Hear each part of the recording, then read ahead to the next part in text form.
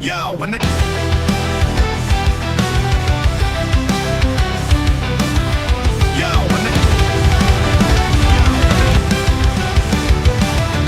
In the shadow of the keep, where the map is stained with flame, heroes gather around the table. Every player knows their name.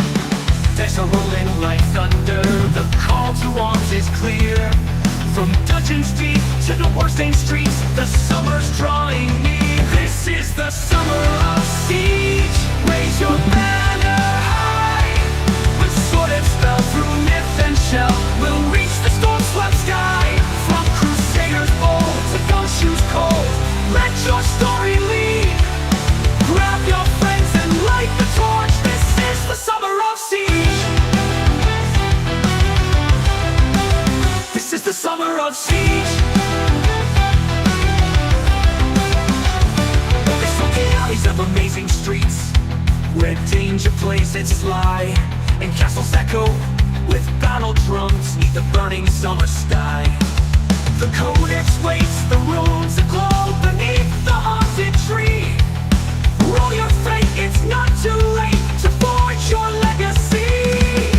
Draw the map and tell the tale. Let no dream be too far. Every inn, every tomb, every tale etched with scars. The siege is here, but not with fear. It's joy that stirs our fight.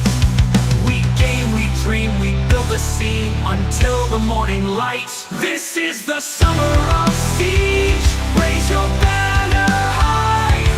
With sword and spell, through myth and shell, we'll reach the storm-swept sky. From crusaders bold to gumshoes cold, let your story lead. Grab your friends and heed the call. This is the summer of siege. This is the summer of siege. These smoky alleys of amazing streets, where danger play, with danger plays through myth and shell, we'll reach the storm-swept sky. From crusaders bold to gumshoes cold, let your story lead. Grab your dice and heed the call. This is the summer of siege. This is the summer of siege. So tell your tale and cast your die. Let no dream be too far. Envy in every tomb, every tale etched with scars. The siege is here, but not with fear. It's joy that stirs our fight. We game, we dream, we build a scene until the morning light. So tell your tale and cast your die. Let the embers glow. In this siege of stories, we rise as one. Together we grow.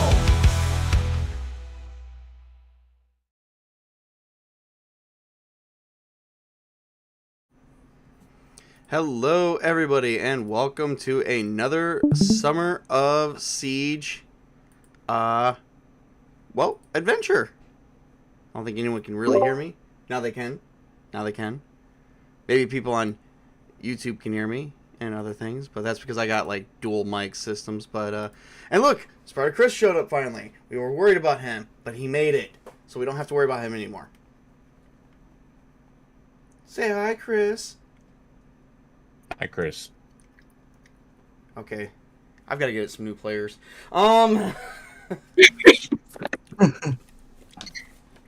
Hi, Chris.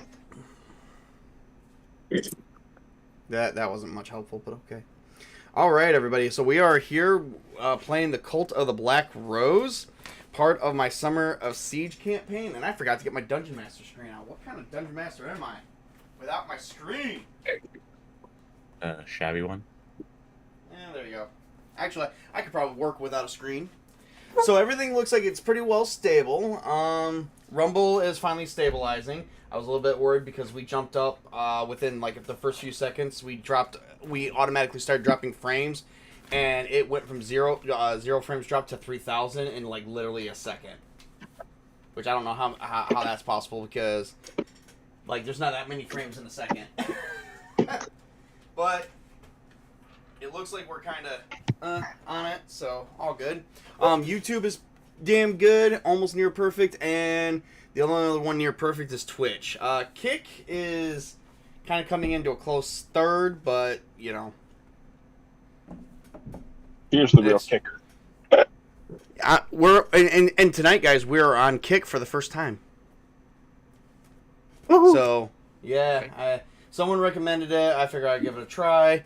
It's coming in. It's just a bit above Rumble. I got 2,000 frames dropped on Kick. It's really just Kick and Rumble that I'm having issues with. But YouTube and Twitch is damn near perfect. I only have 1,000 frames dropped on YouTube, and Twitch is like 400.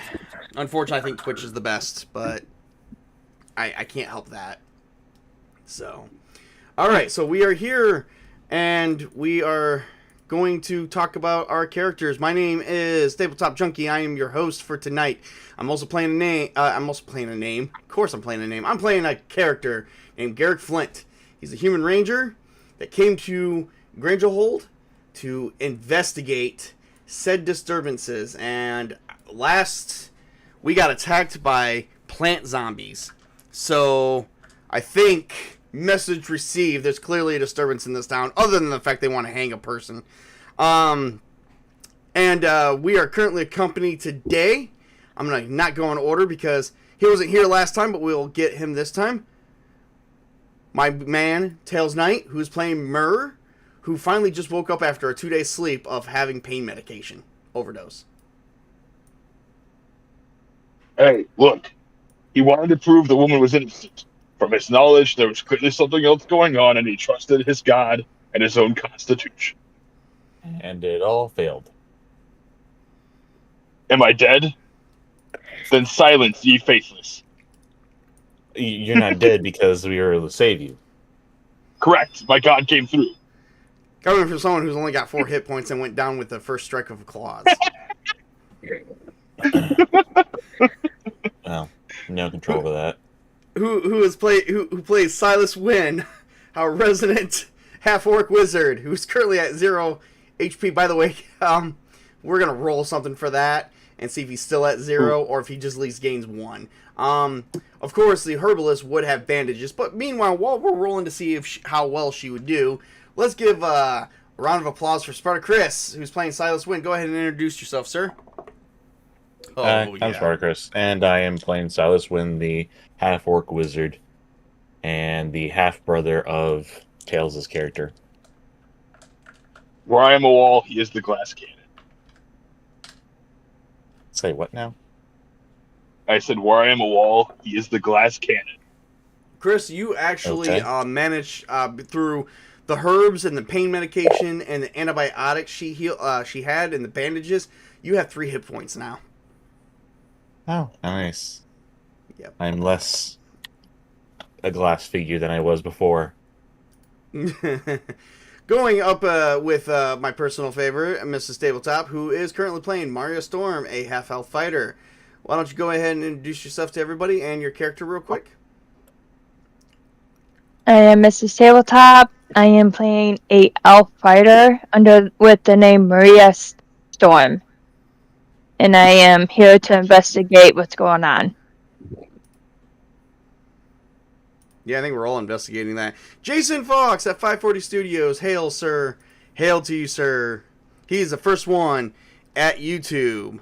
But I don't think he has any use for codes for games. So doesn't mean he doesn't have to try. If he wants to, if he wants, I say we should give him a gaming code if he at least makes it longer than like 2 minutes, or at least longer than 30 minutes. Because I got to get rid of those codes. I got 2 of them still. I thought you were going to have another set that they were to give you. They didn't because I kind of turned that set down because I was worried. Okay. No sense in generating a bunch of codes that go to waste. Next, we're going to bring in Crimson Ginger, who is playing Frederick Redthorn, who is a elf fighter who clearly has the disposition of lawful good because he just likes to do good things in every game that we play anyway, so I'm just going to give that to him. Go ahead, Crimson Ginger, introduce yourself. Well, I'm Crimson Ginger, playing the elf fighter. Fenric Redthorn. And he calls himself my son. I don't know what I'm supposed to say here.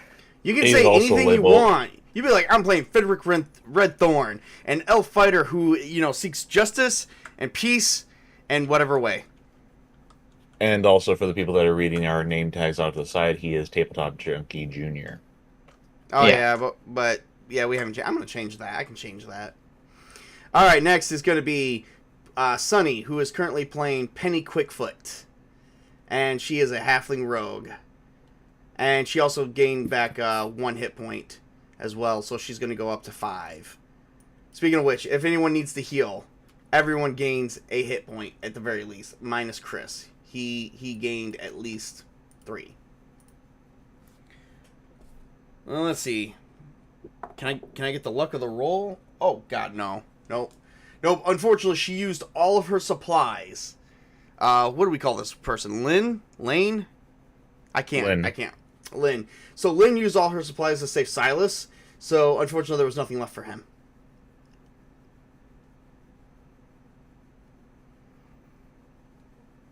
Yes, Big Dog Jake. Like the stream, nerds, and sub 3 more to 350. I know, right? 350. Come on, like and subscribe to all these things. Come on, I'm new. Follow me. You're gonna want to. We have more stuff coming, like Vampire the Requiem, but we'll talk about that later. All right, so given that we've all rested for the evening, it is currently the next day. We were attacked by what seems to be plant zombies, except for Myrrh. Myrrh was sleeping the whole time, and I'm gonna give him the floor. Myrrh, you get if you're anywhere near the ability to take the floor, you get the floor for whatever reason. Just go ahead and what is your character currently doing after 2 days of sleep? Well, he would probably wake up, do some divination, give a small prayer, maybe a meditation, reflect on what might have happened or what he might have encountered being in such a close to the veil type of state. Mm-hmm. And then caught up with everyone to see what was going on, sort of half groggy, like, what did I miss? Well, as you say that, you look and you do see your brother is severely wounded and is completely bandaged up. Yep, it definitely runs in the family. What? How are you feeling? Well, I feel like he's waking up. So how you feeling there, Silas? I feel like I've been run over by a horse-drawn cart. That's so great. Lynn suddenly goes, "Okay, the medication is working. He should feel worse than that."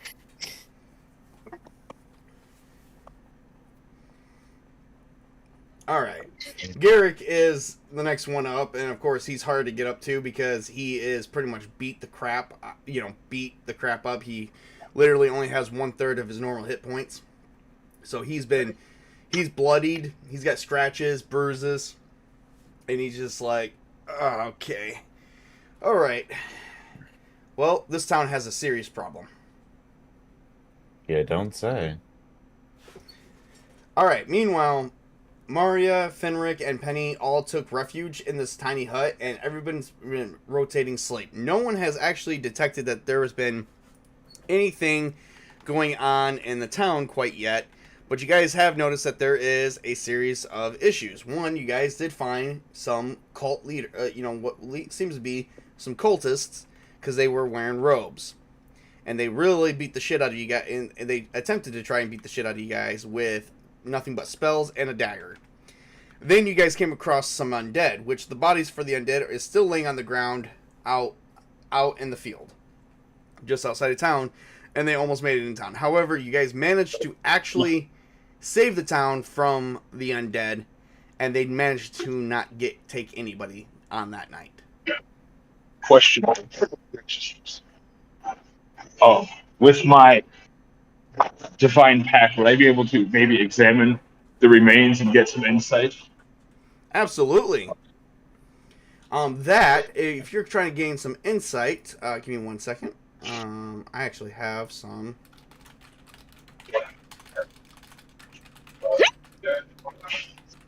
being as I am a bone oracle of a lost god, it should be within, at least somewhat of an idea, of course, of the energy radiating from it. Give me just 1 second.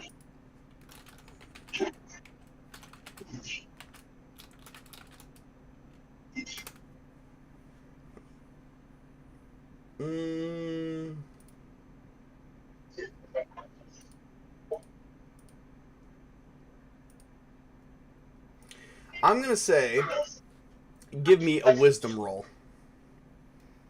It was free.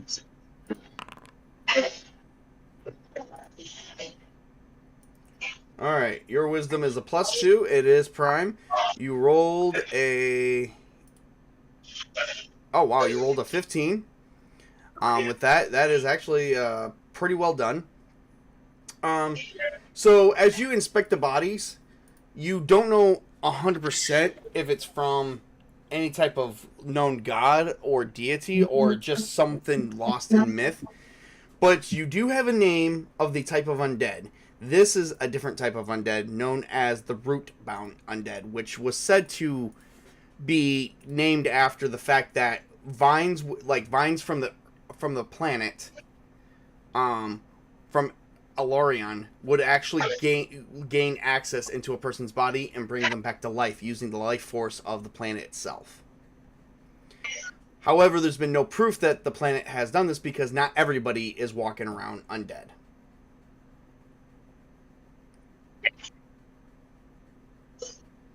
Good old plausible deniability. What's up? I said, gotcha. The good old plausible deniability. Sort of, yeah. Not sure what this is, but you do know that this would... If this is from any deity, it would be something on a cosmic scale. Something that's not written or that is lost to time. Okay.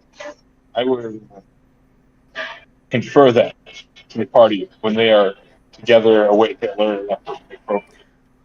Well, pretty much everyone is awake. They're just getting ready to move around because you guys are trying to figure out what the next steps are going to be.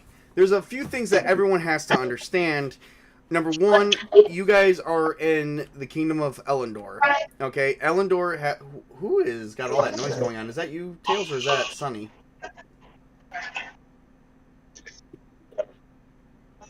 I think it might be Tails. I think it's Tails. Okay. Alright, so you guys are in the kingdom of Elendor. You guys do know that the main deity worshipped here is Velendros, the silver flame, or known as the god of justice and law. The town is getting ready to execute their own law, which is actually basically hang a woman who actually seems to, if your characters have been paying attention, which I would say they have been, anytime that something has gone bad, Lynn has not been present for anything. Other than the fact that she studies herbs, there's no known factors that she actually has anything to do with the disturbances going on in this town whatsoever. Which means the town is acting against not just the law against their own laws that they established here in Grangerhold, but the laws that they swore by that also Elendor, yes, that they don't try to enforce their laws, but because this is a lawful good area, unfortunately they do have to follow a kingdom law as well, which means they just can't just go around murdering people because they find it to be a problem. So it seems like Grangerhold is actually getting ready to enact its own defenses, which could actually spark war between the actual kingdom itself, but because this is only a village, they will not last. So they would be in rebellion against the kingdom's laws, in which case, and also the enslavement of their own people. And the king would have to act in just cause to put down the rebellion. I need Silas to give me an intelligence check. Okay. Which this is actually pretty 8. good. 8 plus 2, that's 12, plus your level, that's... Oh no, 10, 11. I'm going to give it to you anyway, because it is prime, and this is kind of up your alley, even though you're a wizard. So I am going to give you an additional bonus for that. I did do a lot of traveling. Yeah. Well, you do know. Well, the one thing you do know is Elendor's politics. Even though each town and village in Elendor is its own thing, they still have the law to follow, and so that you would know for a fact that they can't just hang this woman without probable cause, and that they do have to take her in front of a court, and she does have to receive a fair trial. They have their local laws, but then they also have the king's laws that they have to follow. Yes. If they were to execute this woman and nothing would stop, they would have to execute another person, which would be man or woman. And at this point, Elendor's, the king of Elendor, and the entire capital would have to look at this as a mass murder spree. Which means they would have to swear that Grindelwald would actually have to go under the crown and be taken under martial law, or they would have to surrender the town or the village, or they would just have to be wiped out. And you know that Elendor, if they find out that this is happening and the citizens need help, they will come to their aid. So this poses several issues. Them begin. We better not let them execute Lynn then. That would be it. Should somebody with like good connections send like a missive to like, the capital or like a chancellor or something maybe? Well, what was that question again, Tails? Ask it one more time, so that way I understand what you're asking. I said, shouldn't somebody with like good connections or higher up like associates send like a missive or an alert or a warning to maybe somebody within the Imperial Council, like a chancellor or like the king's left-hand man or somebody? Well, Minister, chancellor, etc., whatnot. The only way you guys can do that is if you go to the kingdom of Elendor, the capital of Elendor itself, and you plead your case. So we have to all go or separate from the party. Exactly. Da-da-da. Or you'll have to find a way to take care of yourself. Elendor, the capital, is actually a grand city with over 100,000 people, plus districts, plus massive libraries and stuff like that, and extensive knowledge on the land and geography of the land itself, not just this one region. Or not this one area of Grindelwald. Grindelwald may only have itself, but there is, but as you guys actually have determined, Silas did have that book, that journal, that did actually state that there was something about a grove. And he did do a successful intelligence check. And there is one grove in this entire land known as the, where is it? I think it's called the Elder Grove. Let me hang on one second. You want to know what something's called? You just look it up. And something about Sister Amaris? Sister Amaris, yes. There is. So you have a name. You have a potential location. That's not it. Give me one second. There it is. So you have the Grove of Elders, which is actually in the Whispering Forest, northeast of this current location, and it is quite a bit of ways northeast. But there is something about a grove, and that is where a grove would be located at. And then you have a name, Sister Mars, which nobody knows anything about. And then there is the suspicion known as someone called the Lady. And a ritual known as the Rooting.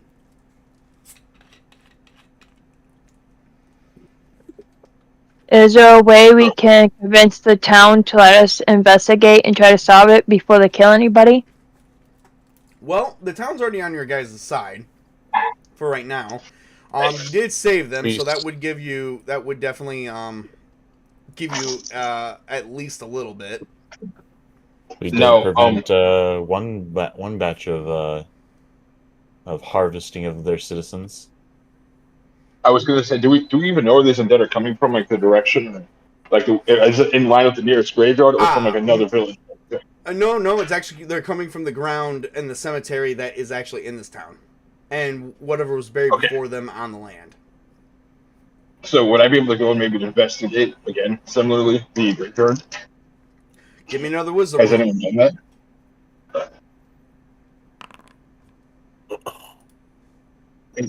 Oh, nice. Well, I am going to say this.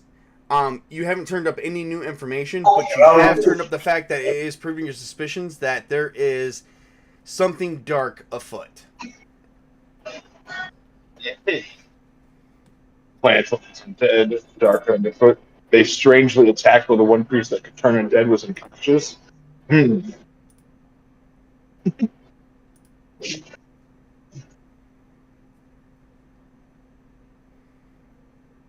Yep, so something's turning them, and it's coming from the planet itself. Or at least the ground. I'd like to also point out that your brother has suffered stab wounds that you did notice before you investigating this area. But his blood is nowhere to be found on the ground. And there is no blood that was spilt. So everyone's scratches and whatnot that they do have, their blood is nowhere on the area. There's no blood in the grass or anything. The ground, grass looks like it's crystal blanket. clean. Can we go?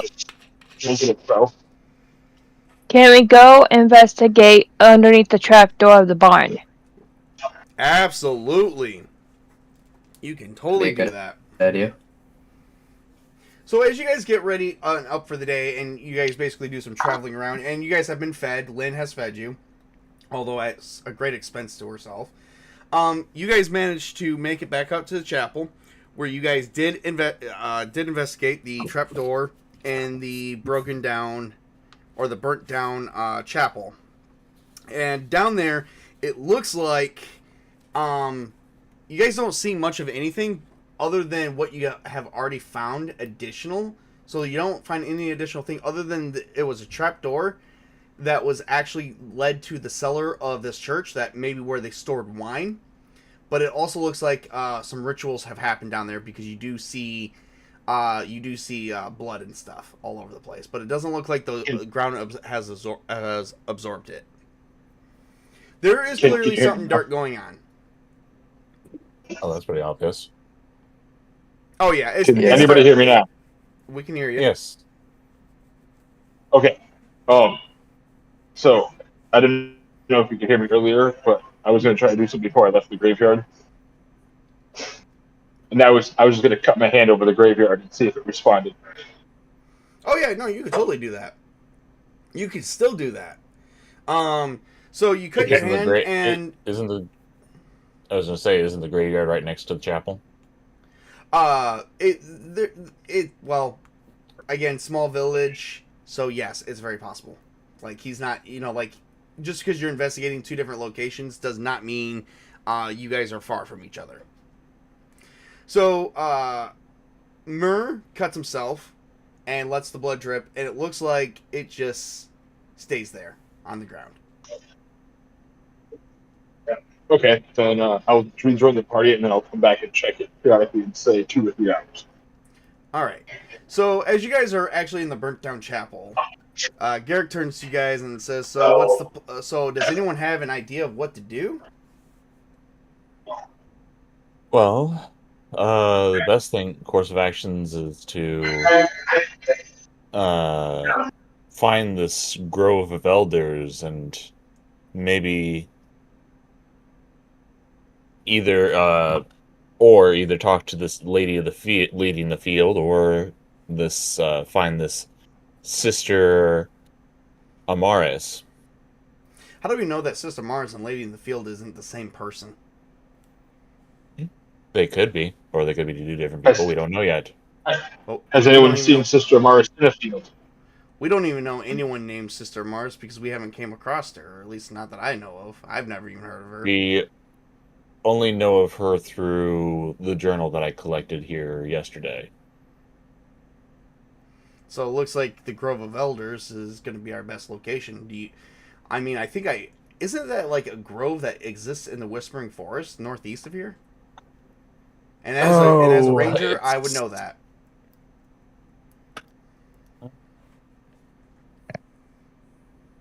Are you stating that, or are you just? No, I'm stating it. So it's stated because I am a human ranger. Okay. With a crappy intelligence and a shitty fucking wisdom, so maybe not. going to give myself a bonus at the expense of a consequence later on. Okay. Well, I guess yes. I am assuming yes that it would be in that general area. So I guess shall we dispatch? I guess we no. No, I'm still like scratched up, dude. So Could could we possibly talk to Lynn about maybe her uh brewing us a few healing remedies before we go unfortunately, out? to heal you the way she did, she used up most of her supply, so unfortunately she doesn't have anything additional.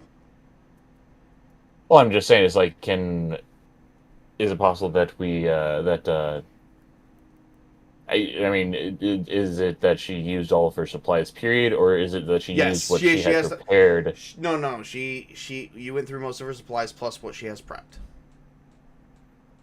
Okay, well that's So would Healing we have time to either gather healing some someone for her, or healing someone 3 hit points after 8 to 10 hours of rest without using magic is very extensive.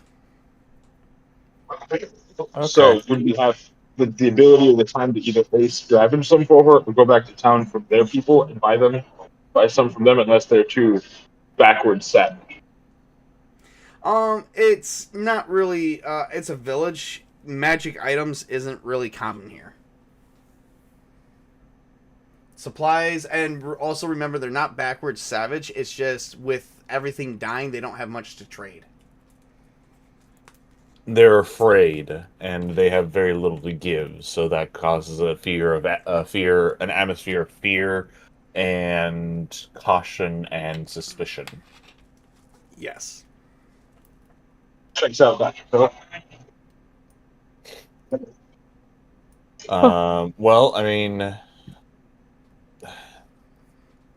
and the closest town is what, like a day or two away?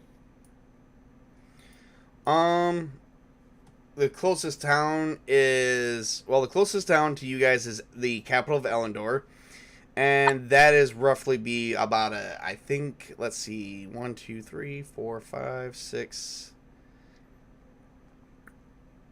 7, 8. Let's see here.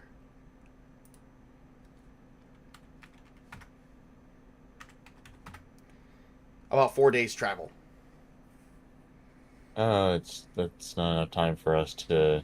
The Grove of Elders, though, is quite a distance too. Like, if you think that it is the Grove of Elders, you're looking at 1, 2, 3, 4, 5, 6, 7, 8, 9, 10, 11. It's even longer than that if you go if you go straight to the Grove of Elders from this current location. The Granger Hold is not around anything. It's surrounded by the Crowned Cliffs. Is she coming with us, or is she staying? What do you guys Like, think we'd be able to should do? scavenge? Like, because I mean, she wants to study this stuff. If we go to an area closer to it, she might find more herbs and remedies. Well, this put her at risk. It brings her closer to the reward of the research, and at the same time, we have an apothecary basically a walking apothecary with us. As long as we take the time to scavenge when we can, or on adventure. Has anyone noticed Which that 4 you days guys of have not traveling, we have a lot of seen? land. Have you guys also noticed that that you have not seen one cleric yet? Well, I'm probably assuming that has to deal with the whole thing of the chapel being burnt down as well. That is correct.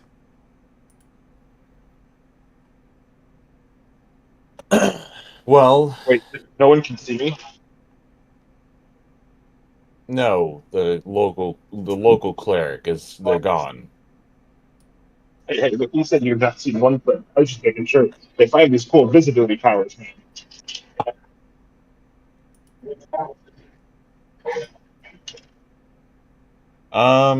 Well, Would the townspeople know any of those names?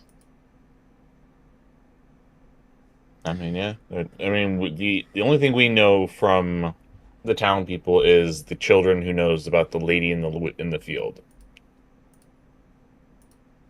Right. The only thing I can think of us doing now is just heading out. I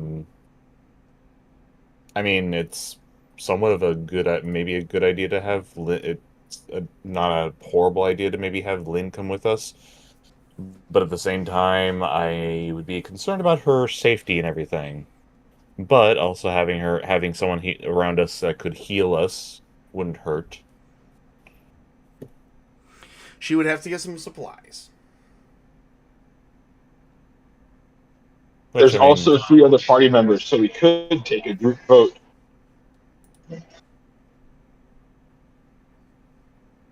All right, so Huh? so what Garrett. does everyone else think?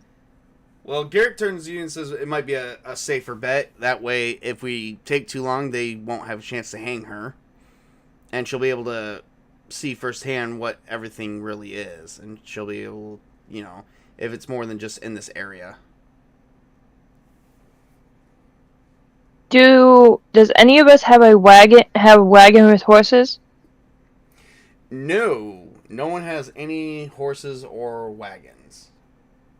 You'd have to buy some. Does anyone have any money for that? Good question. I got 5 copper, 9 No. silver, and 12 gold. One horse is going to be like 100 gold. Maybe even 50. Then no, we don't have any. Nope. We don't have any of that. Unless we want to take turns pulling the cart ourselves, but how much would the cart be? That's the next question. I don't know, coming from the fact that a woman carried you all the way here.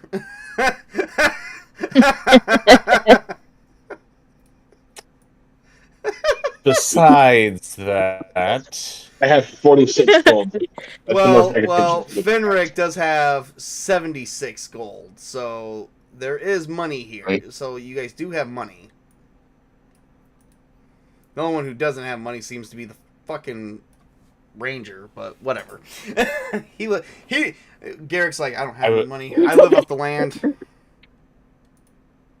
I would also like to mention, out of character, that Table has a fun job of killing pets. You just had to mention that, didn't you?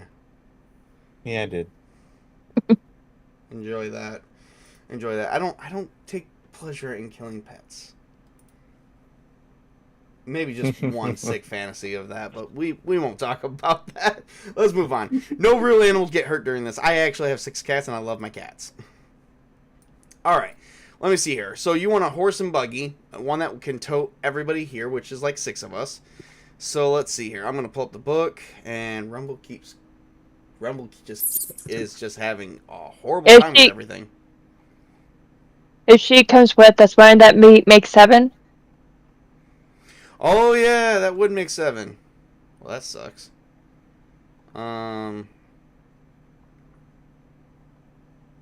Okay. So a single horse, the wagon would be 35 gold pieces, and you can get a wagon for that. And then a simple horse would be 75. So at the very least, this is 1 horse. You may need 2, depending with everybody here. So it will be about 200 gold pieces here. Can the whole party come up with 200 gold pieces? Best I can give us 35. Just silver and copper worth. I only have 19 gold. Alright, so if Fenric tosses... Alright, so between Fenric and Mur, you guys can get 1 horse and 1 wagon.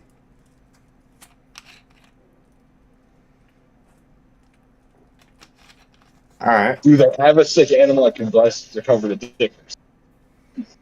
Oh, yes. Also, not sure if the animal will be sick or not. I do get to roll for that, given the fact that livestock keeps dying around here. Actually, that would probably cause a nice incline on horses, because they don't have very many horses to farm with either. So, unfortunately... Which would probably mean the horses would be even more expensive. Yep, so the wagon's still 35, but the horse is going to be 150, so I don't think you guys have that kind of money. No. We don't And then We're walking. Yeah. And walk Oh, it well. shall be. All right. So as you guys are beginning Walking we will to... go. Walking we will go. All right. Let's see here.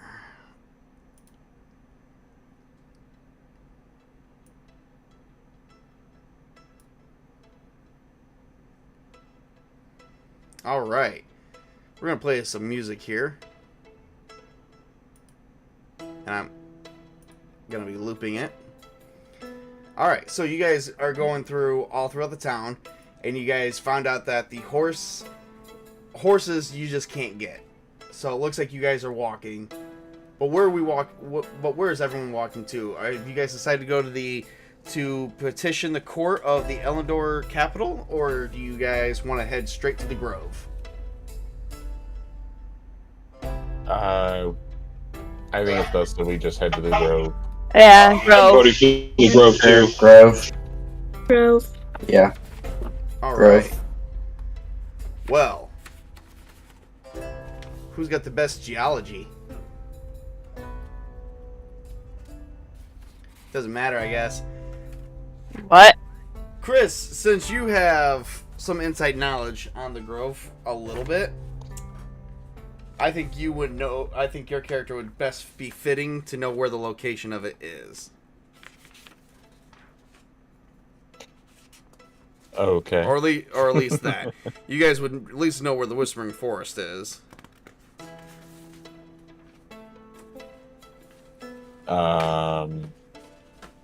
I mean, I probably would have probably maybe picked it up from the journal that I had collected. Well, that and your travels. Huh. The Grove is not listed in there. As I wasn't this entirely is a sure which sacred one we were place. going. It looks like we're all right. Well, sir, give me a wisdom check. Or no, in this one, I'm gonna make it intelligence, as you guys set out on your adventure. And this is not the best part for the adventure. We're gonna go to this one.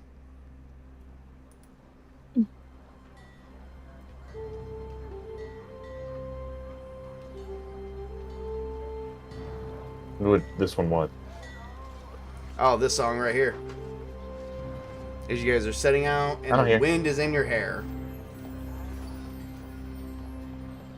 I have other music playing, so I don't know if I can even hear what you're playing. No, I don't hear it. Well, that's okay. That's okay. We've got YouTube can hear Oh, it. there it is. Everywhere else can hear it. You just can't. Now I can hear it. Oh, goody. All right, so you guys got Alright, 1, well. 2, 3, 4, 5, 6. Cross the river to 7, 8, 9, 10. Yeah. It's a little bit hard, so we're gonna do. I'll do the late night watch rotation. It's gonna take you guys 5 days to get there. Enough time for me to heal up all the way. All right. Well, you guys travel through your basically. That's just a little too cheery for me. So you guys basically travel. You guys travel for your first day right up until the very, very end of the day. The sun is beginning to set. What do you guys do? Set up for camp for the night. I I'll will. get 6 for fire. I would scavenge for herbs and items, maybe to help out with making potions along the way, and then rest, and then I would do the late night watch. All right, all right. And Lynn did come with you guys, and she has been picking up on plants. Oh, good. She got a good roll on that one. Garrick is still You want me kind to of roll? Or suffering. you just gonna... No, you can roll a wisdom check.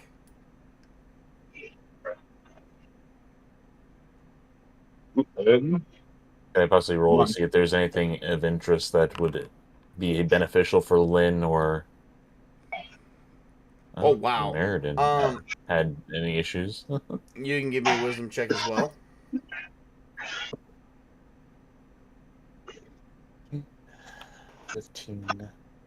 15 in prime. All right, 15 in prime.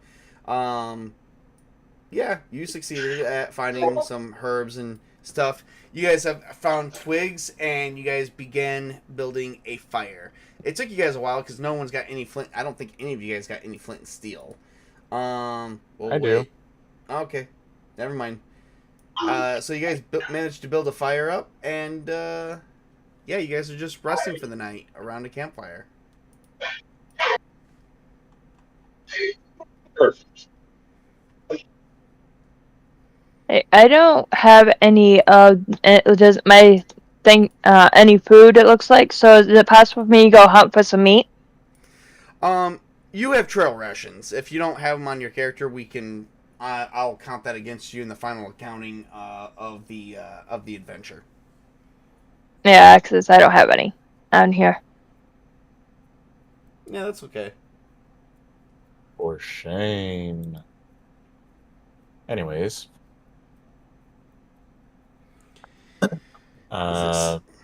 Is it 16 or 24? I think I'm doing the math wrong. Hang on one second. I gotta check something here real quick. For travel time.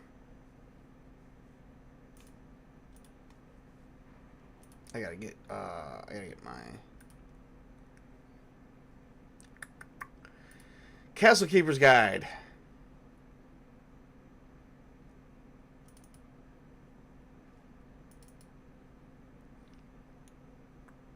Here we go.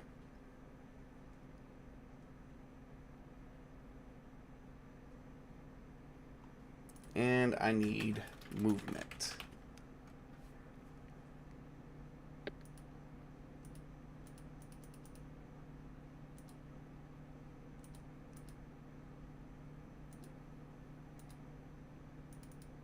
I'm going to try travel.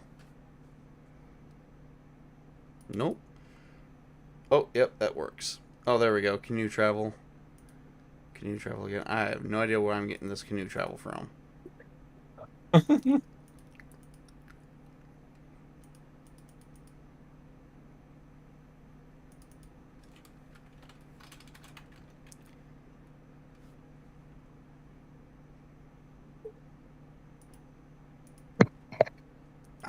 Let's see here. Let's go to index. Because I think there was something in here about traveling, and I'm hoping I'm not doing it wrong. But according to my notes, I think I did. So it might not be a 5-day travel, it may be like a 2-day travel. Shame. No, it's actually 34. I thought the answer was 42.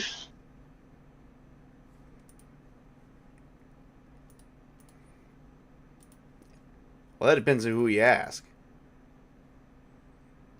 Oh, here we go. Oh, here we go. All right. So I think everyone's got a movement of 30 feet at the very least. Penny Quickfoot. That's why she's called Penny Quickfoot, is because she has. Oh yeah, she has 30-foot movement. She would be the slowest. Okay, here we go. Here we go. Oh, here we go.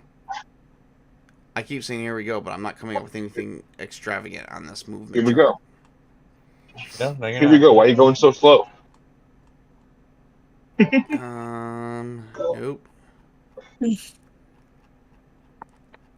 Now I'm having that song with those guys dancing on the treadmills going through my head. Weird, but okay. Let's see here. Well, the song was "Here We Go." Oh, nice. Here we go. Oh, for God's sake, give me 60 feet. How about that? God freaking damn almighty.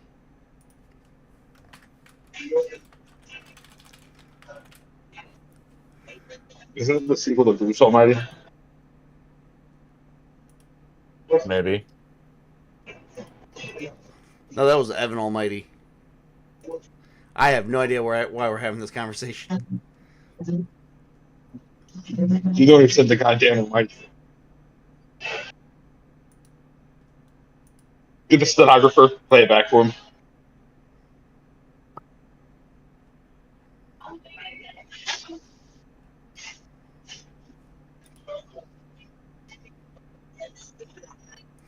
Oh, here we go. No, no. Nope, nope, nope. Okay. Let's see here. Dungeon, city, world building, advancing the game. I have no idea what that is. Okay, 370. Maybe it's under movement? Hold up, everybody. We're going to take a quick minute and take a pause here. We're going to take a quick break. We'll be right back.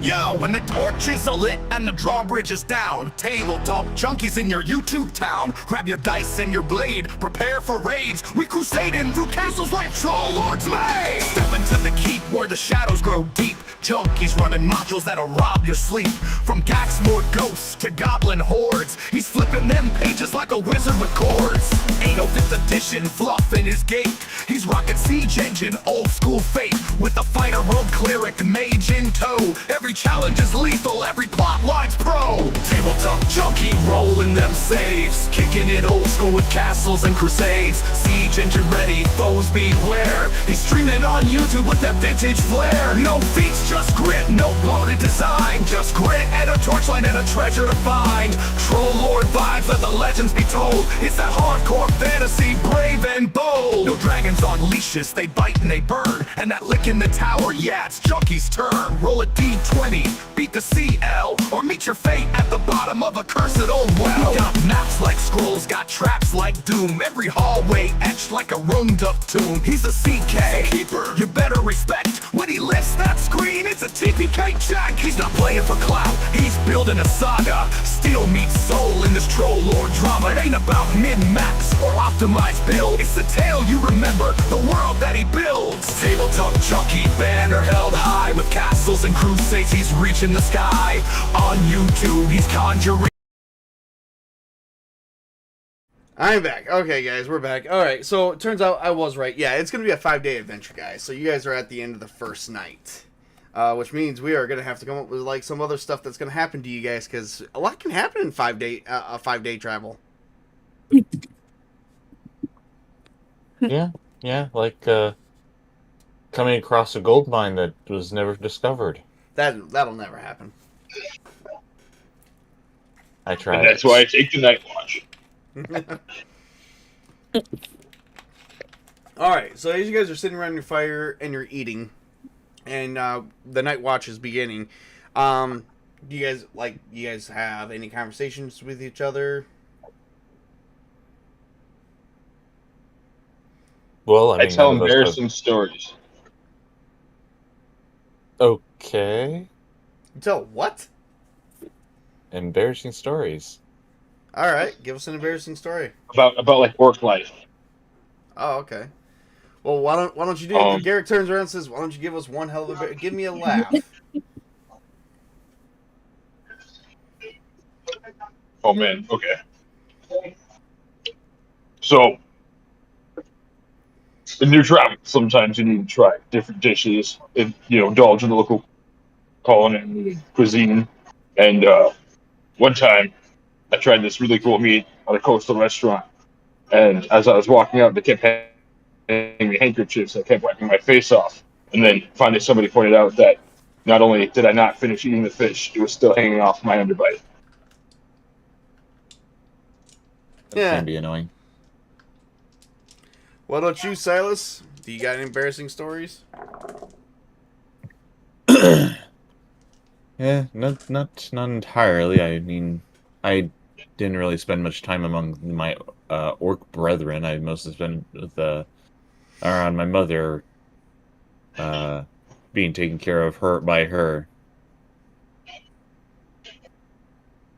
That is why he is so weak and gets knocked down, but he gets up again. You're never going to take him out.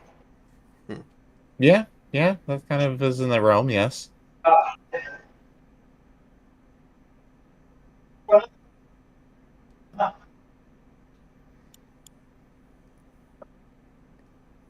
What about Remember that time that I went hunting and I made slime soup and you never had civilized cuisine until that very moment? I wouldn't really call that civilized. That's civilized, Brendan. Not my fault you lived out here in the wild. I lived on the frontier, not not out in the wild. Now, given Mom wasn't entirely accepted by the people after she got with Dad, but what can I say? What can you say? Me, I've always lived out on my own in the wilderness. Never been hurt this bad though. Whatever the hell those things were, some form of undead. I've never seen this land come to much. I'm actually from here, Ellendor itself. Grew up in the capital on the streets. I just decided to come camping. But then I was like, why stop? So, you live in the wild yourself? I just camp a lot. Help farm. Not any good at it. Haven't really found much I'm good at. What about you, Penny? Got any stories or embarrassing stories to share with everybody? Not really.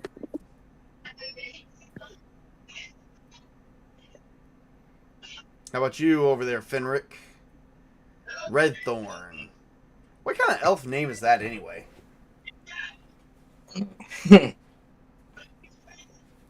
I mean, I once accidentally jabbed my father's eye out with a stick.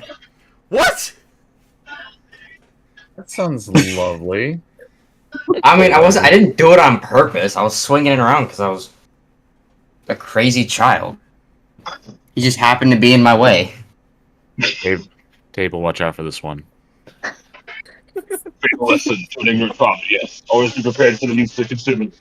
Garrick's like, yeah, why don't you stay away from me with that sword of yours then? I'm not that reckless. I think your dad with missing eye actually said the story says says a tale all on its own. The proof is in the pudding. And that pudding was his eye. Or in the gator's mouth. How about you, Maria? Any stories to tell the group? To get more acquainted as we are trying to save Lynn here, who is, by the way, Lynn is currently she's asleep already, as she spent most of the day collecting stuff. No, not really. I just been traveling a lot and honing my skills. And with the way you guys are talking, I'm going to be cautious with, especially the one who poked his dad's eye out. Yeah, that wasn't on purpose. One of your kinsmen. I was a kid too, so like. Are you? Excuses. You didn't know he was half orc. Excuses. It's like you're an elf. You're currently 133. You're not a kid anymore, but when you were an elven kid, got it. Yes. So as you guys spent the night on the ground, you guys took rotation shifts. All except for Garrick. Garrick and Silas probably spent most of the time sleeping since they are the most wounded. But each of you guys did get enough rest to at least heal yourself 1 hit point, so you guys can add 1 hit point back to your character sheet. Brother, you looked near death yesterday. Why do you look so vibrant today? Well, it's probably safe to say that I now have full health again. Yes. Yay. You guys traveled almost 4 days together without a single issue. On the 5th day, as you guys are reaching on the 5th day, as you're reaching the grove, as you're reaching the Whispering Forest, outside the Whispering Forest, you guys notice that there is, holy crap, give me 1 second. You are. Does it work as a good fertilizer? You're seeing a herd of 17 horses. Interesting. Wild horses.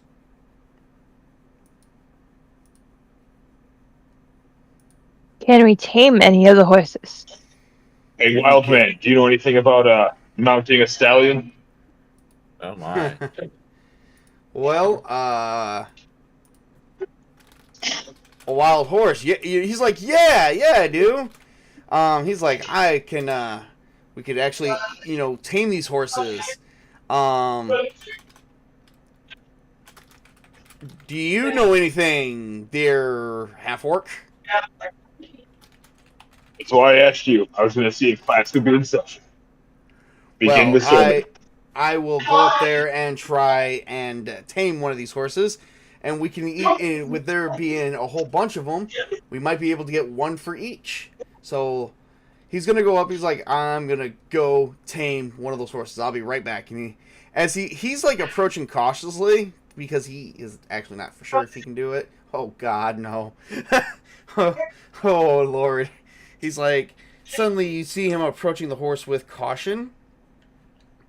And he's going to roll. He's like, easy, big guy. Come to Garrick Flint now, who needs to use you and a couple of your brothers and sisters, or daddies and mommies, or whatever we have here.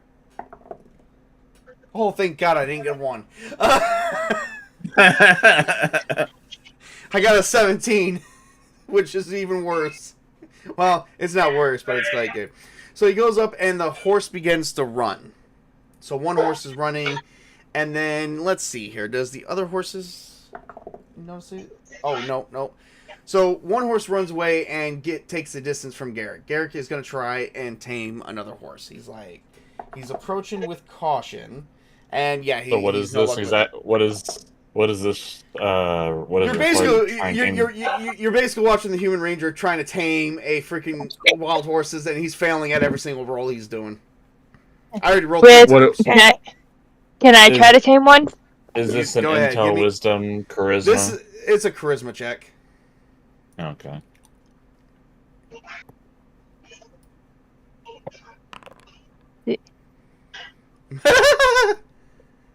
Yeah, that's not happening. I rolled 11. They just look at me and run. Not happening. They're well, at this point they've seen you guys and they kind of just all left the area. I got a 15. On a charisma? Yeah. Yeah, that's not happening. It was worth a shot. Well, we didn't get no horses, guys. Isn't this some bullshit? And this is why I have faith in God.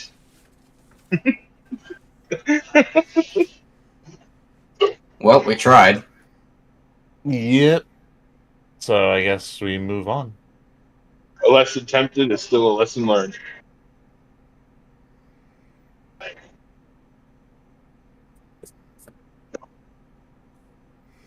All right, so as you guys go ahead. I was gonna say, if the horses are fine here, can anyone tell if the black lions are come out this far? You mean the black petals? Yeah. Yeah, I mean, as you guys are, I can possibly cast detect magic to see if the magical energy any magical energy around us is similar to that that's in the town. All right. So yeah, I'll do that.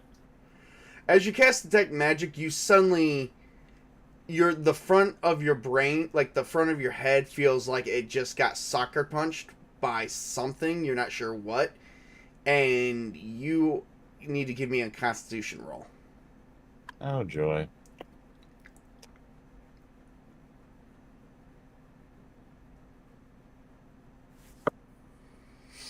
12. Yeah, I ain't having it either. You're not taking any damage, but you are in a lot of pain, like a headache. Buckle to my knees and groan. Silas, are you okay? There's something here. Something's nearby. Give me an intelligence check.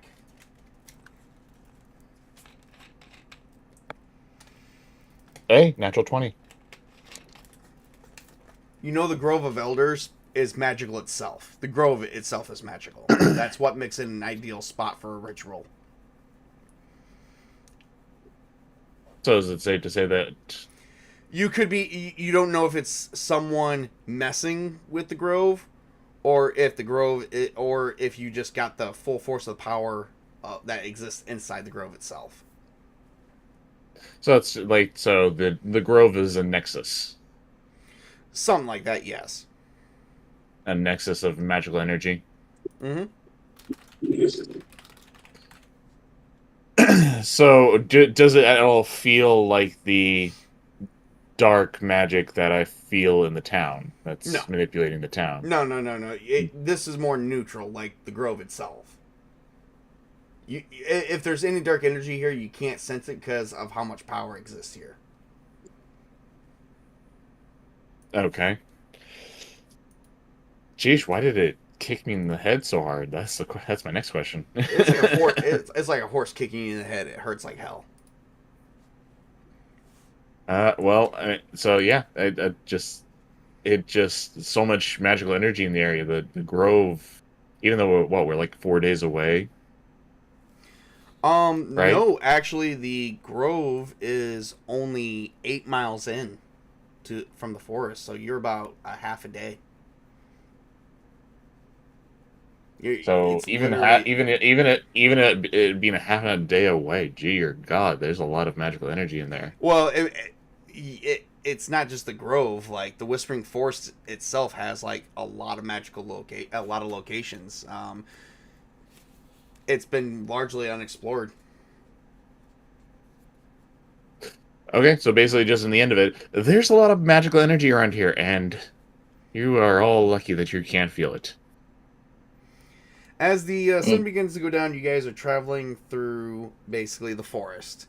You come into an open clearing, but as you are getting closer to where the grove is said to be, you notice that there are black petals all over the ground in this forest. This isn't good. Roses naturally do not grow without there being sunlight. There is no sunlight that reaches this deep.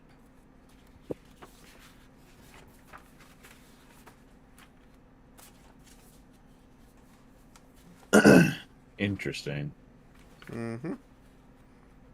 So now we do have the black petals around here. Is this possibly the source of the petals? Lynn, you've been Lynn, you've been studying the flowers this entire time. What do you think? Well, there doesn't seem to be any known magical properties with these petals, but they are associated with something that is magical, which is weird. It's kind of like the biggest ironic thing ever. They're not magical themselves, but then they're the reasons why everything is not going right. They have no chemical properties, but they could be poisonous as well. At least the chemical properties I recognize. I mean, it definitely makes So you you sick. think they're more of a what is the term I'm looking for? They're more of the symptom or the the side effect than the symptom itself. Could be a number of things. Without actually having someone eat one of these petals, it's hard to say what would happen.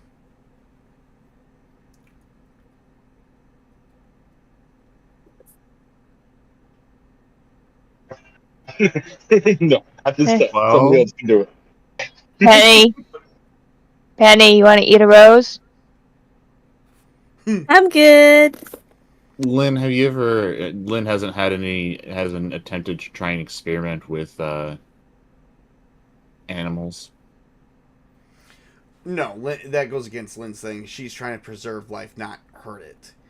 The petals have something to do... She knows the petals have something to do with whatever ritual's being done. And as far as she's concerned, they're only showing up in places where the rituals are done at and spreading across the land. That's all anybody knows. Okay, how did I do? Even I just rolled. Okay, yeah, I rolled a 1, so I'm gonna try to eat one of these petals All just right. while we're here. So you eat a petal Just and... careful. The last time that you ate something, All right. So as Mur eats a petal, nothing particularly happens. It just doesn't taste Then very he good. says a quick prayer. Yeah, kind of just eats it through with the disgust, says a quick prayer, and shrugs. He's like, guess we know what happens. Apparently nothing. There's not even a bad aftertaste. It tastes better than your mom's cooking. My mother's cooking's great. You just don't like chocolate. It's true that wild food that you guys eat in uncivilized society. So, Has its own- as you guys are standing around talking, you hear suddenly someone screaming at the top of their lungs. My brothers and sisters, we find ourselves at this black petal mass to bring forth the rebirth of the root. The awakening of the thorn is upon us as we bring it back from the grave. The Grove of Elders has stolen it from the world, and now we will take it back. Who's that? I'll look around and see who said that. So as you look around, you come to this grove, and you this grove opening, and you see a bunch of people standing around in robes. You see a female wearing a thorn crown, and she's standing in the center, giving a big, huge speech. She's human, and she says, I am glad that I've sworn away Valendros himself and burned down the church that I so swore to protect, to embrace the rooting. This is probably Sister Amaris, isn't it? Oh, yeah.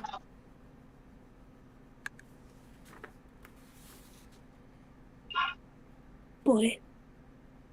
Well, So she's most likely the one causing all the kidnappings.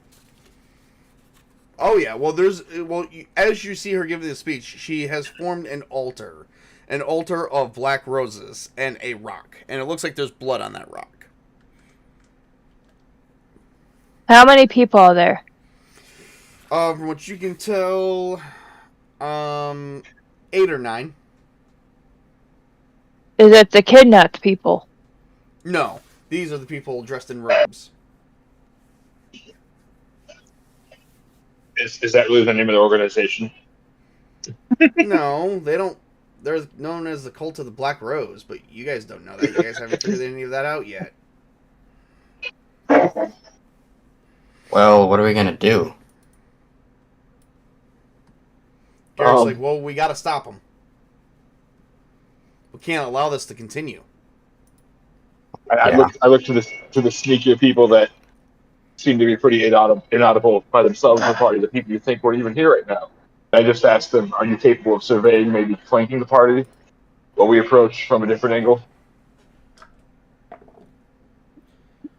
Well, good news is nobody's seen you. Okay, let's go.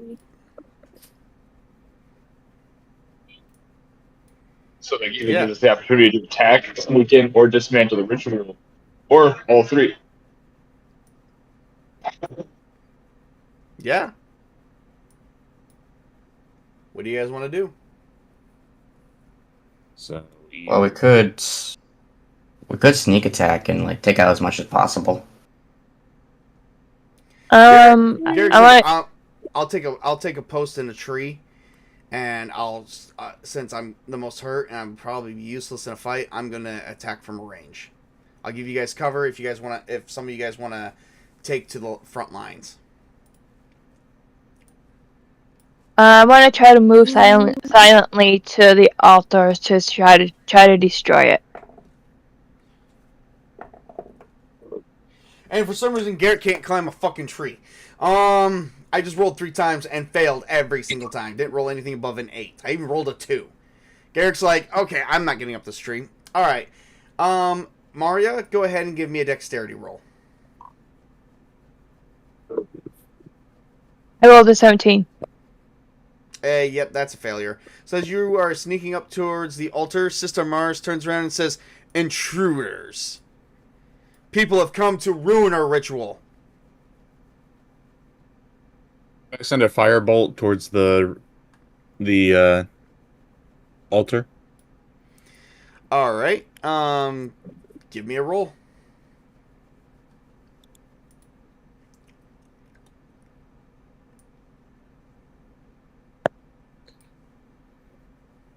Ah, shoot. Nope. What'd you 3. What'd you get? Got a 3? Yeah.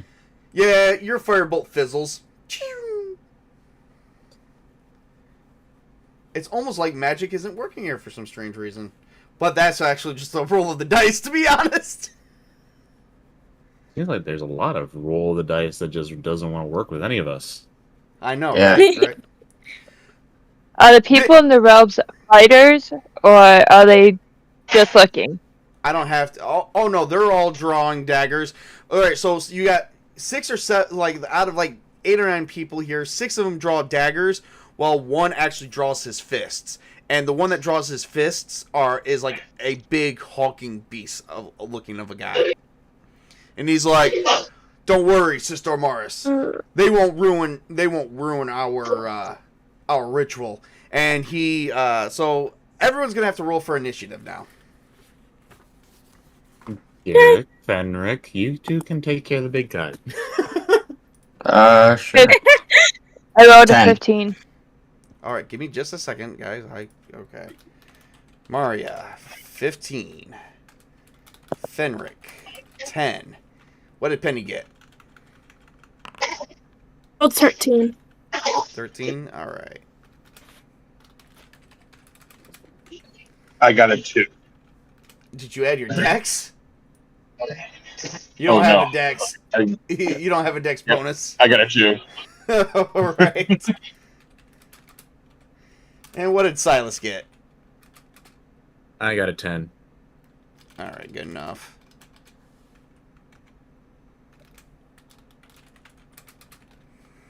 And, well, Garrick's going to do it. Even though he's probably going to do it. He got an 8. Wait. I got to add my dex bonus. Do I got a dex bonus? I don't even know if I got a dex bonus. I do, +1. I got a 9. All right. So, this is for the regular cultists. They got 18, so they're going to attack first. And then we have a cult enforcer here who is going to roll. And he got a 14. At least 7 of them, so each one can at least attack 1 person each. So I'm just going to roll here, and nope. And, Nice. yeah, I'm going to look at each one of you guys. Nope. I'm gonna look It's at been Chris. an honor adventuring along with all of you. Oh, 13 for Maria? Oh, that hit. Okay, so Maria's going to get hit by one of the cultists. The cult enforcer is definitely going after Fenric. He got a natural 20. The guy who got the natural 20 rolled a 7 to confirm to see what the critical is going to be. So here we go. I'm going to pull it up and see what adds to the damage here. As everyone is gonna 1d4 normal damage plus 1d4. All right. Hey, table. What's up? Oh, Atsumori. Yeah, DM says you're gonna die. that's Roll a what the people- d6. Yeah, he's one of the. Man, I've gotta see how we can market ourselves out there a bit more. So, all right. Anyway, Someone is at the front door. I don't know who's Somebody's at at my the front door. That I believe that I was will my- be right. Is that our house? Oh, yeah, that's from my end. Sorry about that. Okay. And let's see Yep. here. And Penny's getting hit with with a dagger. So Penny's gonna get cut for 4 points of damage. And then I forgot to do the cult enforcer. The cult enforcer is gonna come up. He's coming up with some fists.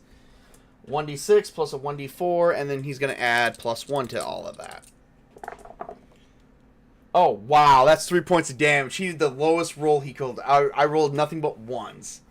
So he comes up and hits Fenric right in the chest and barely felt anything. So Fenric takes 3 points of damage. And I'm back. Okay. So he's down to 7. Penny takes I think that was only 4 points of damage, so she's down to 2. Alright. Alright, so now it is going to be Maria's turn. What is Maria gonna do? I'm going to attack with my longsword. Alright, give me a roll. And for this, you actually add 7. So give me a d20 and add 7 to it. 26. Jesus fucking... Was that a natural 20? Or 19? 19. Okay, alright, go ahead and give me 19. damage. Alright, give me damage. 7. Wow. You actually ended up decapitating with one swing of your sword and your surrounding area, and you took out three cultists. Leaving only, I think, like 3 left. Plus a cult enforcer. Alright, next one in line is going to be Penny. What is Penny going to do? I'm gonna attack the dagger. Alright. Give me an attack roll. And it's going to be a d20, and you're going to add... You're just going to add a +1 to it. Alright. What'd you get?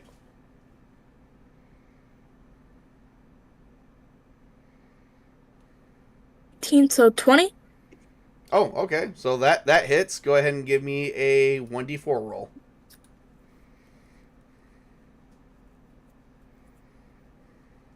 Or Wow. You stabbed a freaking cultist right in the face. nice.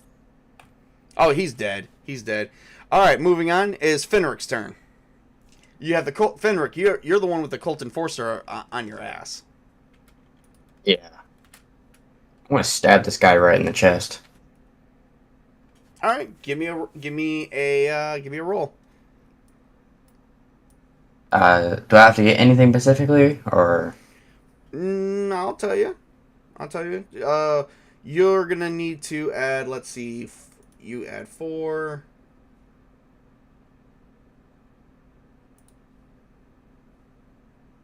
4 and 7. You just add a +7 to it. Let's see what you get. I got a 2. Oh, Jesus Christ! Really? Well, that misses. Like, on the roll, yeah. Oh, yeah. Well, you went up and you tried to... He, like, dodges... Like, you went up and tried to swipe with your sword, and he just totally dodged that. Like, doing the splits in the air and everything. Alright, Silas, it's your turn. Oof. So the cult enforcer's attacking Fenric, and where's everyone else? Kind of spread out at the moment. Remember, Maria's near Sister Amaris.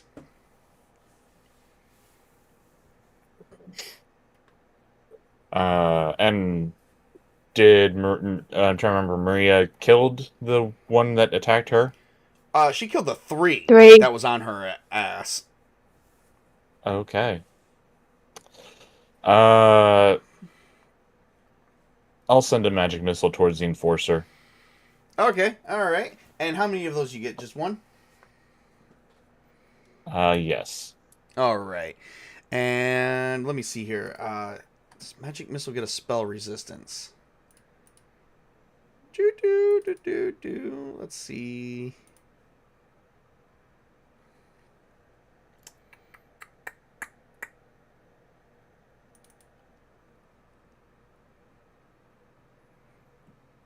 Yeah, I should have battle music being played. Do I have any battle music?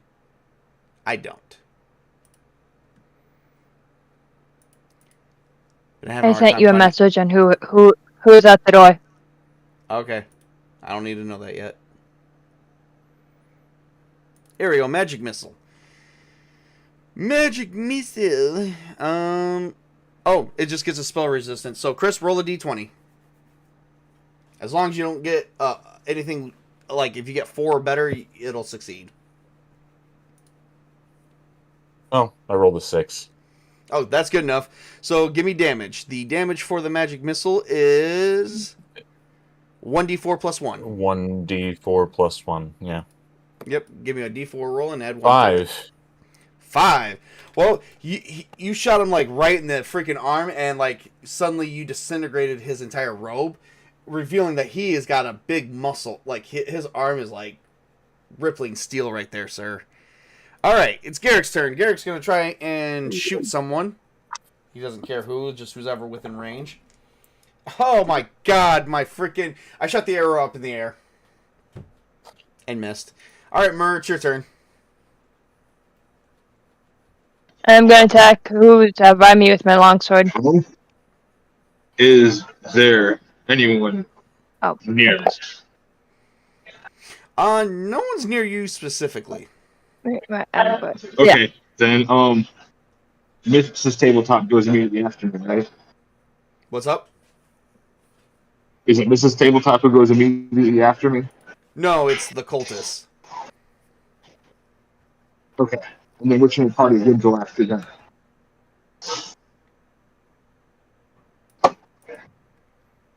So what do you do? Essentially in the Sir? party, who's the next? Who is the next? So who's the fastest person in the party at this moment? Who would go after the cult? It would be Maria. Okay. Well then, I'm going to bless her. Okay, all right. And let me see. Or- Did I Or the allies. I'm not sure how bless works All if right. it's an only thing, but it's the one person thing. So Oh no, it'll be Maria. Give me a second, and I will tell you what bless will do.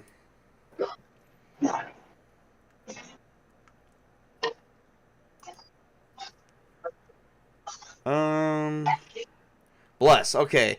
Oh, the caster, the ally that you're blessing will get a +1 to hit and a +1 on all saving throw against fear. All right. Yep. So she'll get another. All right. So you go and you cast blessed on Maria. Next is the cultist. All right. The cultist is going to cast. So the cultist, you know, as they start casting spells, and one is going to do magic missile on Garrick, and one is going to do magic missile on Silas.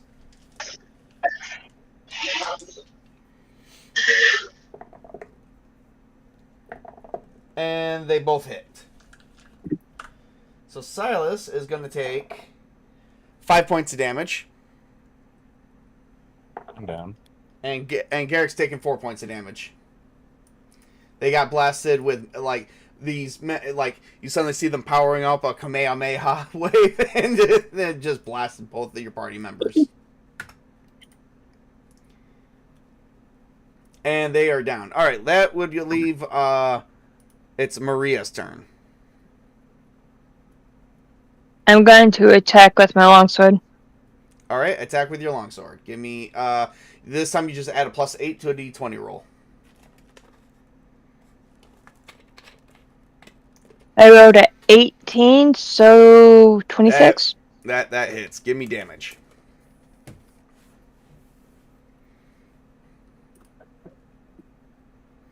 Eight. 8.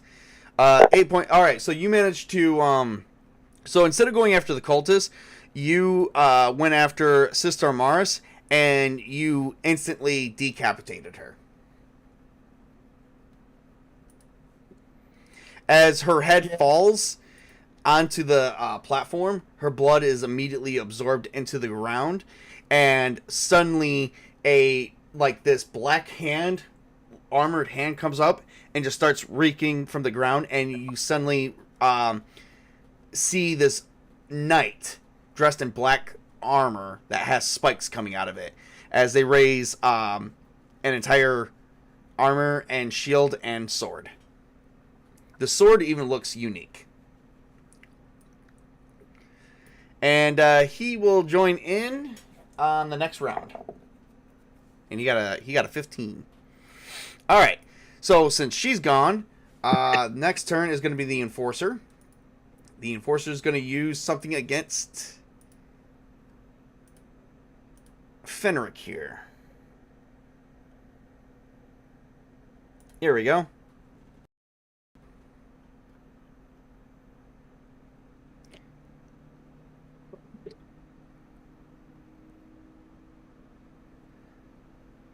All right. So,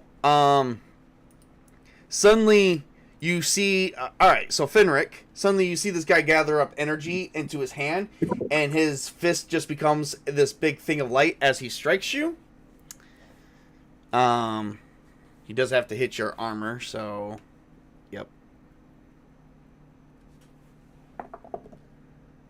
Oh, natural 20 again. Holy crap. 19. Ah, guys are getting all the good rolls. No, yeah. I got all a the new. all the bad Well, I guys. got a new dice roller. Nice. Okay, so for this Thank- one, it's going to be. Hang on one second. Okay, yep, there we go. I believe this is just 1d4, actually.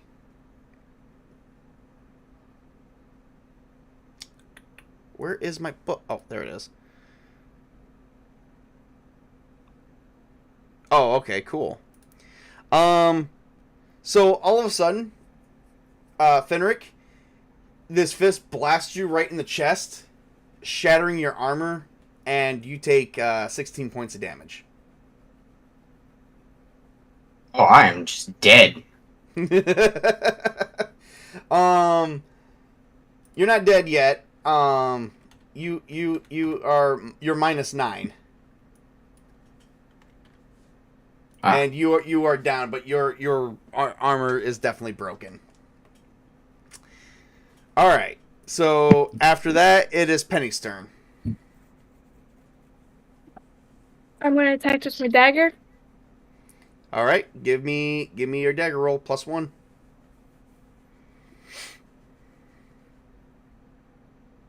19. 19. All right. Give me damage.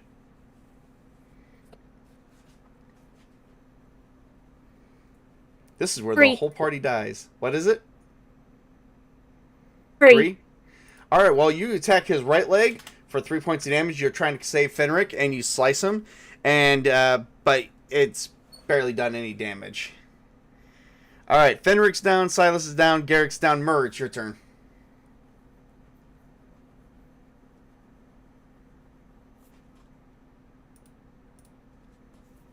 Tails.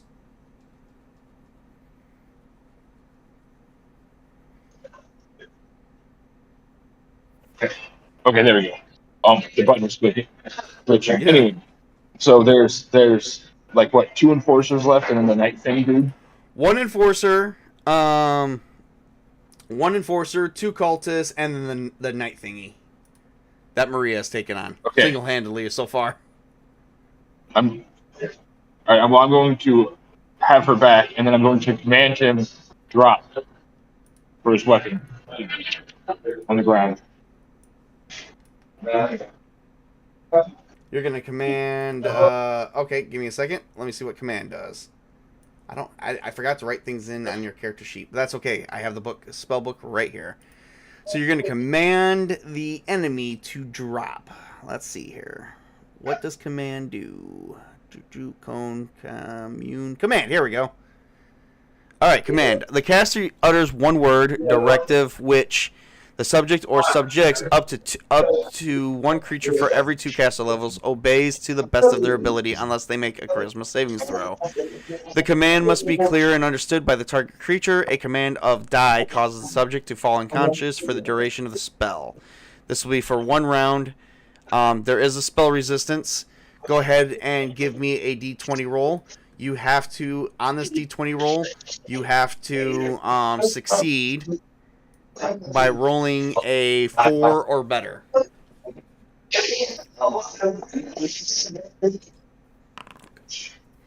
$18. He drops his gear to the ground for 1 round. He's dropped his sword and his shield.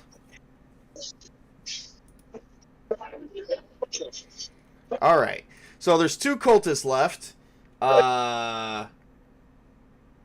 And literally only, and so they're gonna go right up on Penny. Oh, that's a miss. That's a hit. And one is going to cut Penny for 2 points of damage.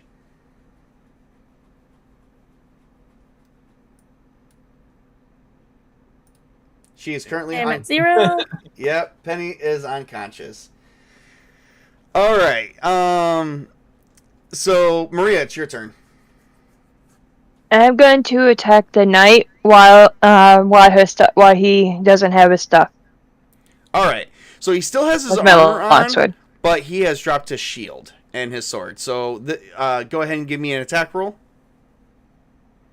And I believe, how long does that bless spell last? Because you could be doing it, because it could still be happening to you right now. How long does it last? That's what I'm about to find out. Probably not very long, I'd assume. 1 minute per level. So yeah, it's still up. I rolled a 19, so it makes 27. All right, that's a hit. Give me damage. It is a 4. 4. All right.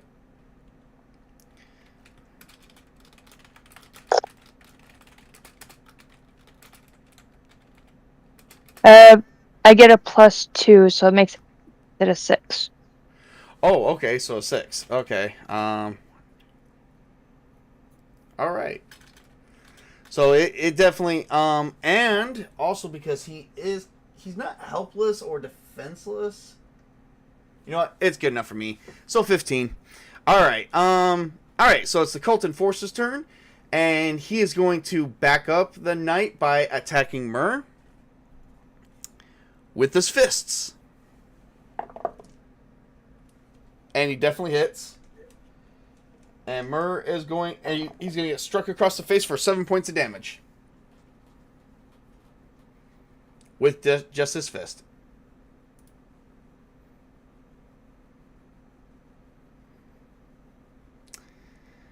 All right, so that's that. Penny's down, Silas is down, Garrick's down. Myrrh, it's your turn. All right. Would I be able to pick up the sword and stab the dude in one turn, or would I just be able to retrieve the sword? You could totally pick up the sword and stab him. You're talking about the sword that the knight has dropped? Correct. I will totally allow that. All right. So you pick up the sword, and you're going to stab him with it. Correct. Either attempt to stab, pierce, or swing on it. All right, awesome. So give me a roll, and you get a +1 to it. All right. So like strength or. It'll be a strength. So let's see. Well, I got it'll 20 be, by itself, so 21 in its. Yep. Give me a second. Let's see what you got here. You got 20. You got 17, 2, that's 19, and then that one, oh, that is 20. All right, so yep. Yeah, so you got 20. And I totally erased your character for some strange reason. All right, so give me damage, and it's gonna be 1d8 plus 3. Oh no, for you it's gonna be 1d8 plus 2.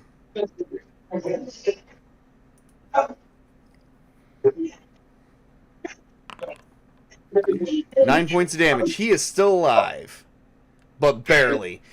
Like when you do that, something begins happening, and like thorns are beginning to form over this, and you like the armor begins to shatter and break. All right. With that being said, it's the cultist turn, and cultist is going to try and attack Maria. And I don't think that's going to happen. Oh, it's going to happen. Another cultist is going to attack Maria. No, it's not going to happen. Maria's going to take 1 point of damage.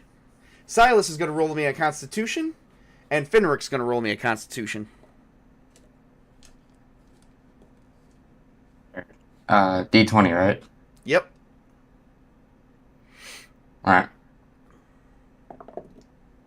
Oh, God. 5. 17. All right. We'll get to that in a minute. Silas goes to 0, And we go to Fenric is probably gonna bleed out, but we'll come to that in just a minute. We'll see how this battle goes.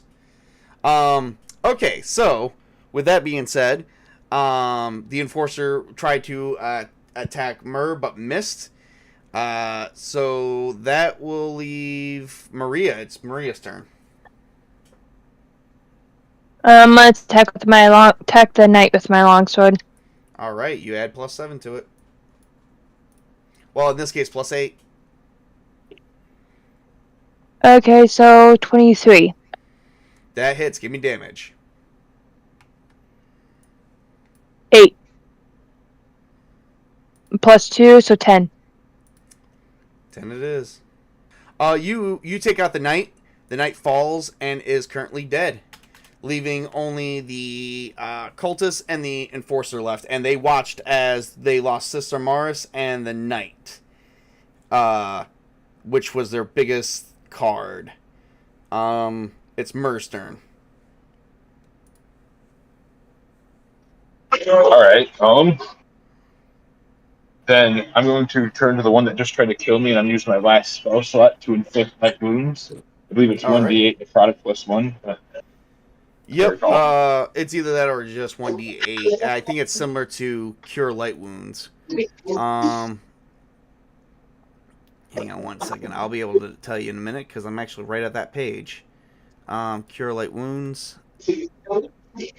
Yep, just 1d8. So you inflict light wounds. Go ahead and give me a d8 roll. Alright. I'm casting at level 1, so wouldn't it be +1? No. It's just you just cast it, and it's just 1d8.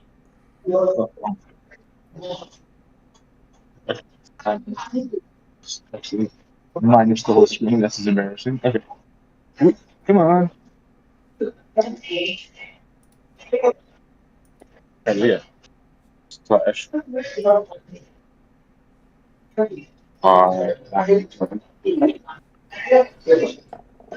it's not cooperating with me for some reason. I'll let you do 2. Okay. Yep. All you got to do is just roll a d8. You got a d8 near you? Okay, I'll do it right here. Yep. Keep it physically near me all the time. Okay. There you are. You beautiful. What'd you get? I got 6. Got 6. You notice that you cast it on the cult enforcer, and you notice that he begins bleeding from his nose, his mouth, and his ears and his eyes, and he just falls seizing to the ground, leaving the 2 cultists left.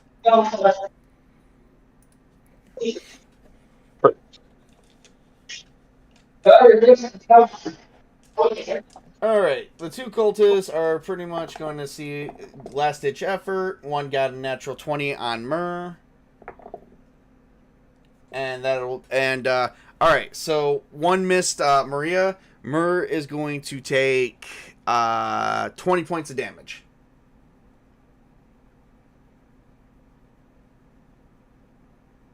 And basically falls to the ground. He's dead for sure.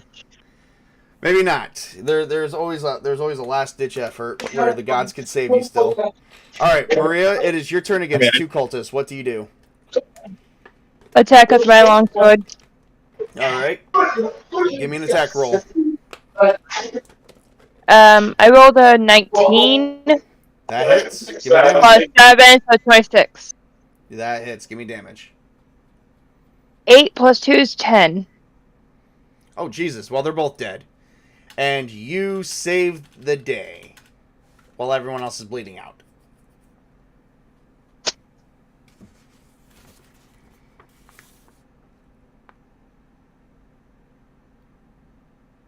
Is there any way that Lynn can come and help? Oh yeah, Lynn is there. And That's try right. to save them. That's right. She was there. Yep. So she is going to try and save them. probably However, told to stay we will determine the fate. Of our characters later. But Lynn comes and saves them as you are hovering over all of their bodies. The ritual was diverted for now, but a mysterious woman in a silver dress arrives in the Grove of Elders and grabs a few petals as samples. The black rose was only one bloom of many, she says, as the screen goes black. And thus concludes our very first adventure into Elarion. Well, that's it, guys. Dun dun dun. There is more to come. More to come. You guys did actually very... Oh, well, that was really bad broken up. You guys did very good. You guys did excellent. I appreciate that.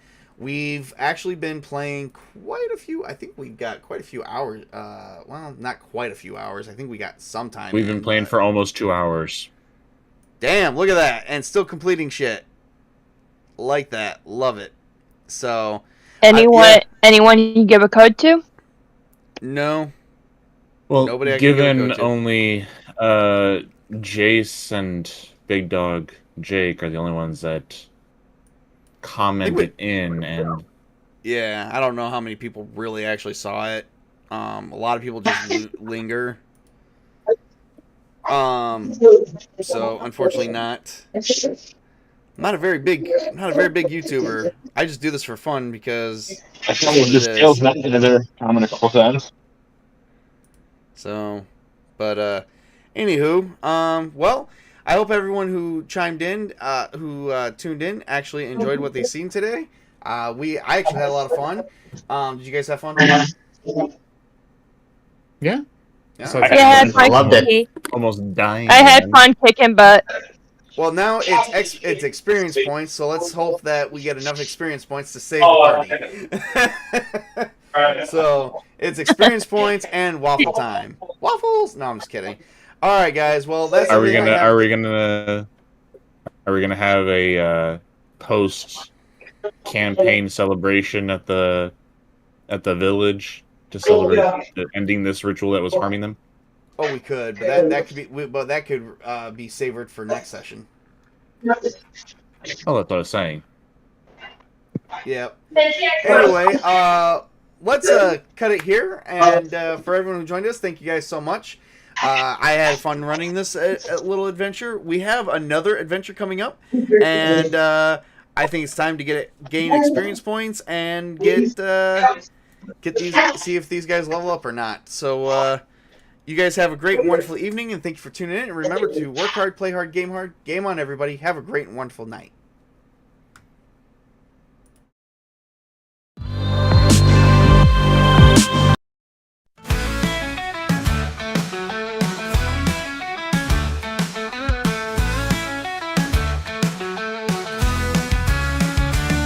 He's got a screen and a pile of sheets with a voice that echoes in dungeon beats. Dice in hand and a gleam in his eye, from the red brand's tomb to the dragon sky. Living for the lore and the critical swings, telling stories of knights and kings. Click subscribe and come along. The table's set, the game is strong. He's a tabletop junkie rolling through the fight. Castles and crusades in the candlelight. From the siege of trolls to a lake spell, he's got the stories he knows so well. So grab his sword and pick your class. It's time to roll and kick some glass. No need for screams, no need for fame. We're legends born in the tabletop flame.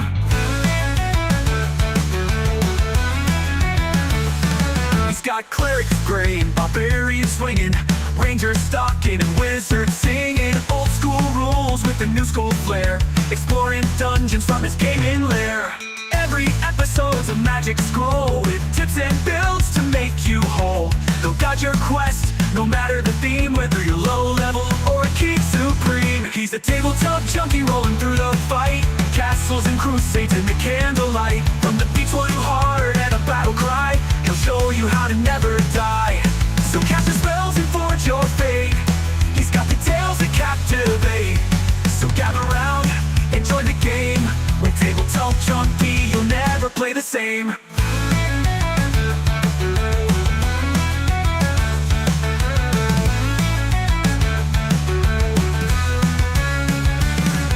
He's the tabletop junkie rolling through the fight. Castles and crusades in the candlelight. From the siege of trolls to a lick spell, he's got the stories you know so well. So let the 20 spin and fall. Your legend starts with a single call. And if you seek a game that's brave and free, click on Tabletop Junkie and roll with glee.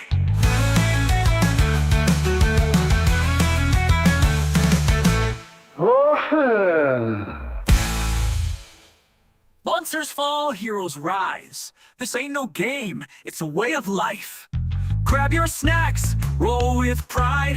We're storming the gates with our dice at our side. He's the tabletop junkie, telling it true, with a sword in hand and a CNC crew. From Ethan that's brave and free, click on Tabletop Junkie and roll with glee.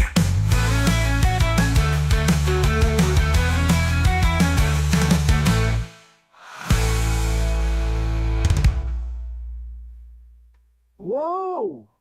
Monsters fall, heroes rise. This ain't no game, it's a way of life.